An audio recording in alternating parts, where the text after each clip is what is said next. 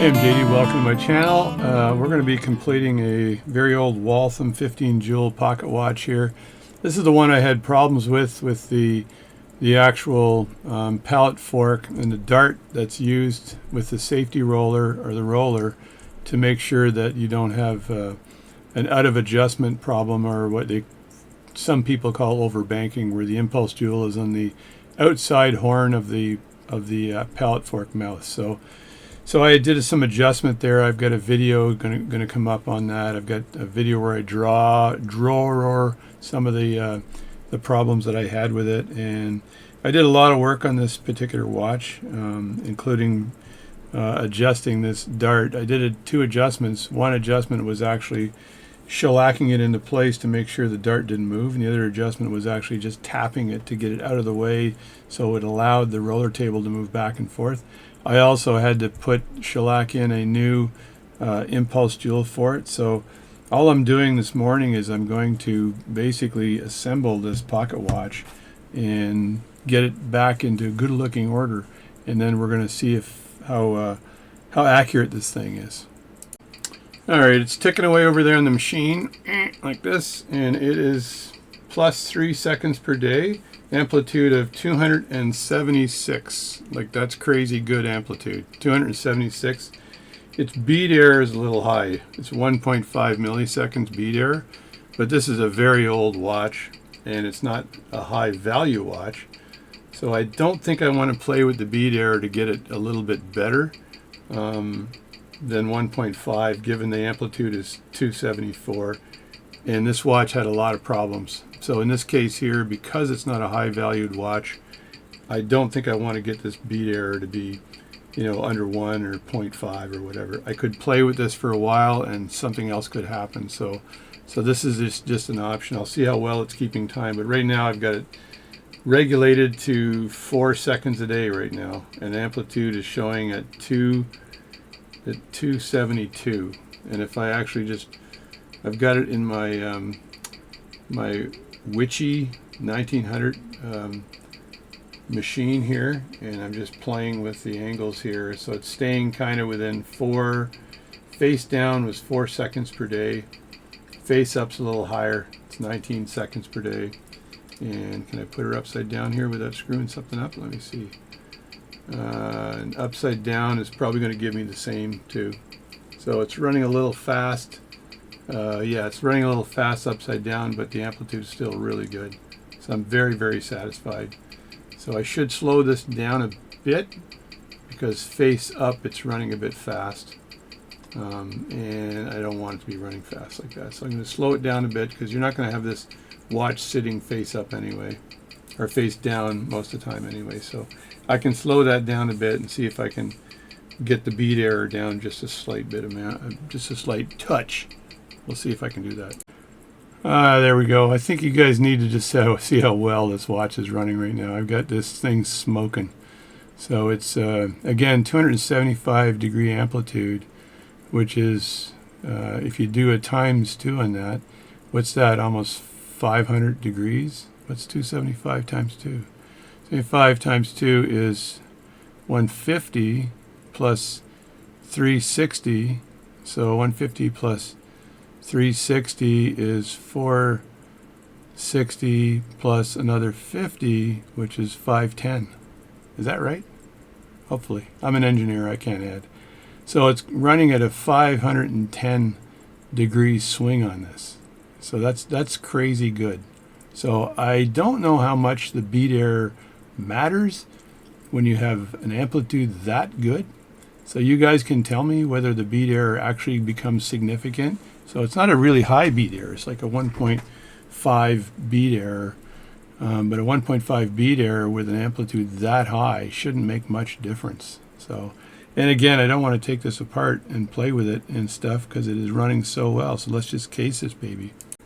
So this watch was given to me in what we call the Salesman's case. It's kind of neat, but it's not an expensive case, but it's kind of cool. So, and hopefully the depth of the crown and stem are not an issue with this case. I'm hoping that this is not a problem.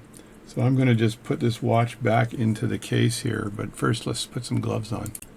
All right. I also want you to let me know if you think I'm putting way too many videos online for watchmaking and other things. I've got a card manipulation or coin manipulation video that's online right now, but the reason I did that is that I've been invited to give a 30-minute lecture on coin magic at the Toronto International or Magic Convention, and I was invited before COVID to do that, and then I've been re-invited to do it. Now, got a bit of a hand condition here called Dupuytren's contracture, as you can see here. It shouldn't get any worse than that, and I have it in my finger, my pinky right here. Ronald Reagan had that, so if you look that up, Ronald Reagan Dupuytren's, it's pretty much the same, but it restricts. If I splint this every night, if I didn't, this finger would curl all the way in.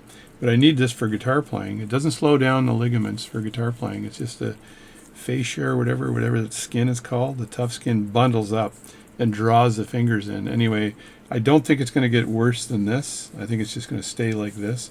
And it seems to be everywhere I held the golf club is where this happened. So golfing did it to me. So golfing is dangerous. Golfing should be your friend, but in this case it's not. So I'm just going to grab this movement here, and I've got no hands on this movement yet, so I'm just going to case it really quickly here. I think it's pulled out. I think the stem is pulled out. Of course, I touched the balance, which I didn't want to do, but there we go. And I just have to slide that in like that, and then slide that forward. And I just want to make sure everything fits nicely here. There we go. There we go. So that's in place now. And then I grab the screws, the case screws, and as I've said a million times in my videos, what I like to do when I put this case screw is I like to tip the watch away from me a bit, or away from the balance, so if the screw slips, the screw doesn't end up inside. I just hit my mic. The screw doesn't end up inside the balance. It's a little awkward when you're turning the screw, but I'm telling you, for safety reasons, it works really well. I've had that happen years ago, and your screwdriver slips, and all of a sudden the screw goes into the hairspring, and then you got a problem. So doing this, I think, is a good safety precaution. I seem to be hitting stuff today. I'm hitting stuff. I was flying earlier. You're going to see some videos go up for the flying watchmaker. I was flying two aircraft, the H-145, using Flight Simulator, but the H-145 from High Performance Group is an Airbus helicopter, and I had it in firefighting mode. So I had what they call the Bambi, which is the bucket that you fill up with water and then go to the location of the fire, and then you put the fire out with the Bambi. So there we go. That's in place, still ticking nicely. So this is, I think that the owner of this watch is going to be pretty happy, because he said that the gentleman whose watch this is in dire straits, and I feel bad about that, but you'll get this watch back, and it's the salesman's case, which means you can see the movement, right? So, and when you put the salesman's case back in, you would snap it together, and I would want to do that together on both sides, but I want to put pressure on here, but I don't want to put pressure on the face, so I'm not sure exactly how I want to do this. I want to put this down, so for now I'll just leave it just loosely touching there while I put the hands back on, right? So this is a visible case in the back, and then the front is also visible like this, so which is kind of cool actually. So I'll just see if I can press the hands on without the back of the case coming on. I could push it like that, but I'd rather push both sides at the same time. So the first thing I want to do is put the second hand back on. So I'm going to zoom in here. And I think this is a Waltham size 16. I think this is a size 16 pocket watch. And I'm going to have to lower myself to get close to this so I don't screw this up. So you go, oh, lower. There's a cowboy hat in the background if you're curious. So I just lower that like this and then work on it like this. I think I'll turn off one of my cameras so it doesn't distract me. There we go. That's off. I'll leave the front cameras on. I also yesterday bought another one of the same type cameras I use, the same two I use. in a high-end stand, and this is my attempt to do video production. So I still would like to do more professional video production if I could, and that would support my channel a bit better. Here we go. Just put that in place and then press down on it, and then that kind of aligns it properly. And what does that t-shirt of mine say? I may be wrong, but I doubt it. I actually like that t-shirt. It's kind of cool. It's a little bit arrogant, but cool. So then the other hands here, I can put the hour hand any way I want, because I'll just turn the I want to make sure that I don't have problems with the crown here. So if I turn this, is it turning the hands properly, or is it, what's it doing? Let me see. I pull that out, push that in. That's winding the watch nicely if I push it in. I seem to have to push in the wind. I'm not sure if that's appropriate, but it might be part of the salesman's case because it looks like it's sprung load. But when I turn this like this, is it turning the hands? No, it's not. So that's going to be another issue unless I pull out like that. And is that turning the hands? I don't know. I'm going to have to get in deep and dirty on this and find out whether that's actually turning the hands. It doesn't look like it. It looks like I may have problems with the crown and the hand turning part. Oh, there we go. Now it's turning the hands nicely. No problem at all. So that works. I push that in. And I got to push it in a little more to wind it. Then it gets in the winding mode. And then pull it out again. And it is turning the hands. Thank God. Because that's, if that wasn't working, that's such a pain. Such a pain. So now I can just take this hour hand here, and I'll try to get it close to the center here, or this part here, but this just slips on like that. And I get my hand pusher out here. I got two sides to the hand pusher. I got the larger side here and the smaller size right there for the two hand pushers. In this case, I think I could use a smaller size hand pusher. I actually have to take my hat off because I got to get very close to everything right now. I just hit my hand on the pedals for my simulator. Ouch. So is that the right size? Je ne sais pas. Yeah, I think it is.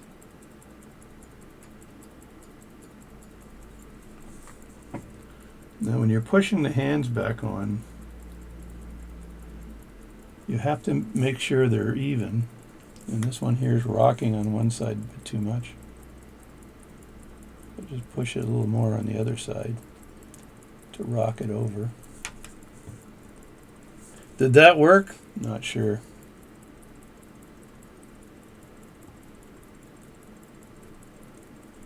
As well, when you're putting the hands on, you got to be very cautious about how deep you're putting them on, because it's got to ride over the seconds hand. So that looks good there, and then I'll test to see if it rides over the seconds hand. But I got a little leftover red hand pusher crap on the front of this thing, so I'm just gonna dap that and remove it. See if I can remove some of that stuff. And then what I do is I want to test to see if the hand rides over the seconds hand like that. So just bring it close and then look at it and see if you've got real estate. And yeah, there's plenty of room there, no problem. So now you've got those two hands are in place.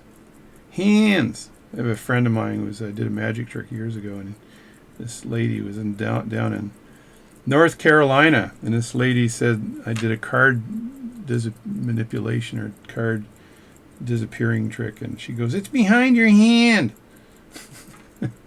Now she's a little girl, and I thought I had her fooled, but not so. Amazing. So let's see if I can manipulate and push this on.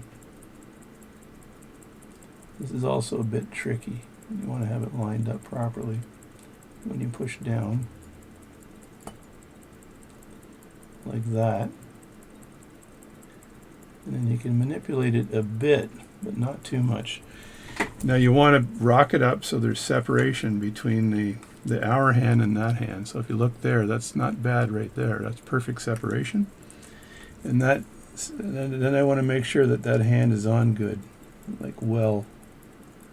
I think it is, but I take it from the top here and just push it down a bit more and then rock it up as I'm doing that. So right there is good, and it's in hand setting mode, so I should be able to do this, and that's clearing the hour hand without a problem. It's close, but it's clearing it. Yeah, there you go.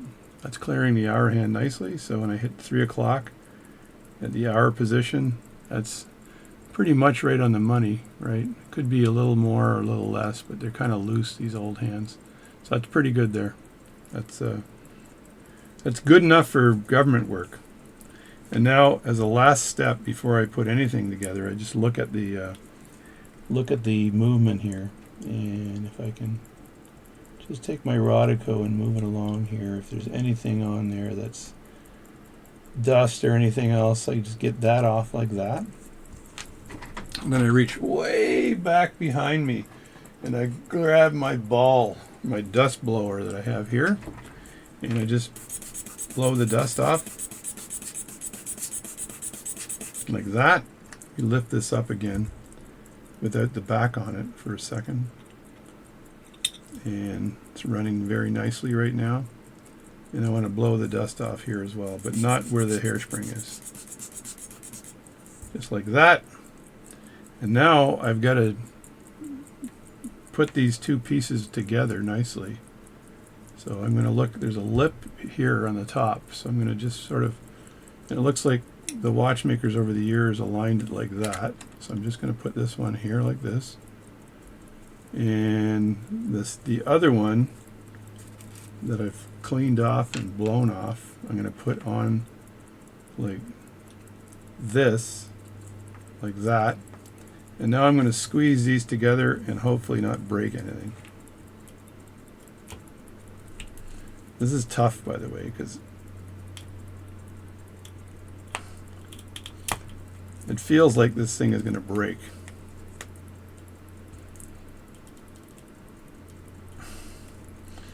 I want to have like even pressure on this as I put it together, because yeah, I got the top on. I think the top is on, so the top is pressed on nicely, and the back is causing me problems now. But I don't want to break the crystals, so right now I've got it running nicely.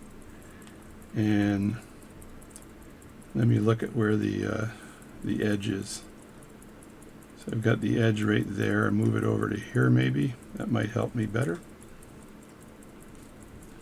And push down like that. I can hear things crickling and cracking, so which makes me worry.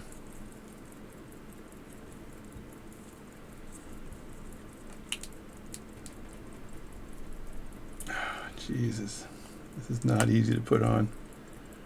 I should tell Buddy that to put it on himself, eh? That is not going on. It's a salesman's case.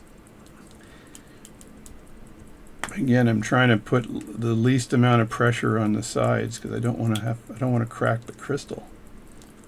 So, and I don't know if there's any device I can use to put this thing on where it's not going to crack the crystal. I'm putting a lot of pressure on this and it's not going on. So let me just think about this. Maybe if I switch the front and back cases around, it'll work. I've also got the lips on one side here. Maybe if I move the lip around, it's going to cause me less problems. And I don't think, yeah, there's nothing else in the way, so just rotate it around and see if it works this way. Nah, you push it forward and then the back falls out, and then you push it back and the forward falls out. This is, my friend, a stupid case. Yeah, it doesn't want to snap on. So what I'll do is I'll switch the front and back on this thing and see if I can deal with it that way. All right, I'm going to show you the struggles here. So I'm going to take off the front again, very carefully, like that. That came off real easy. And I'm going to switch the front and the back and see if that helps me at all. So take the back off and put it in the front like that, and maybe I'll press it down without the other part on. See, that goes on pretty easy. So that went on easy, and then this side here, if I can fit it on right here, it would be nice. So we'll try this one here and see if this goes on easy. This is the one causing me problems. I don't know of any other way to put this on though, because it's a very unique case. It's a snap-on kind of salesman, what the hell are you doing case.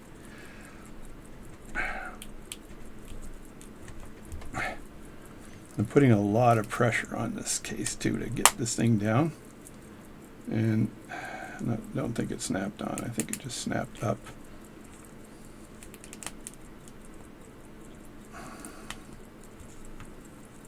Yeah, every time I push one way, it goes up the other way. So I may actually send it to him like this and say, snap it on yourself, buddy, because this is causing me all kinds of pain. Pain like you wouldn't believe. No matter where I push on the edge of this case, it goes up on the other side. That was a good snap there. I'm not sure if that did it. Oh, up, up, up. Is that on? Is that on? It's on. So that is on, my friends. Did it. Oh my God. Oh my God. What a pain in the butt that was. So let me just turn, let's hope the hands don't fall off while I'm doing this. It's 12 o'clock right now, so I'm just going to turn this to 12, push it in, and we're in the money, folks. And just a note to my friend here whose watch I just fixed. It's 12 o'clock. Let me check my Snoopy calendar. So I cheating because I've got this is a different watch. Look at this, dismiss. Time to stand. There's my Apple titanium watch, but I have to show you something here. It's kind of cool. This is the many hands I have. This is my aerospace hand. So this is the Sky Align. This is the company I'm the general manager of. Right there, Sky Align with the aircraft. It's a Canadian flight training. Great company, great people, by the way. And shout out to my buddy Bill and Peter and Stefan and Mark, if you're watching my videos. So this one here is pretty funny. There we go. That's my Snoopy clock, and he just does stuff, which I think is kind of funny. So anyway, that's it. I did it. So we're done. I'm just going to let this run for a while, and I think that's it. And as you can see, the thing is running like crazy.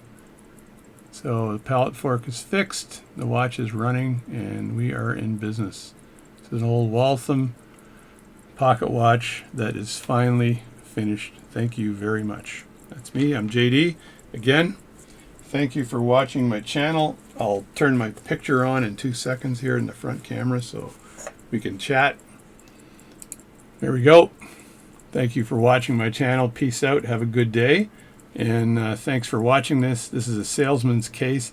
And oh my God, it's such a pain in the butt to snap that case together because you're worried about cracking the crystals on the top. I think they're plastic, by the way. Anyway, see you later. And please subscribe to my channel. Comments are welcome. And I gotta go eat. I gotta go eat.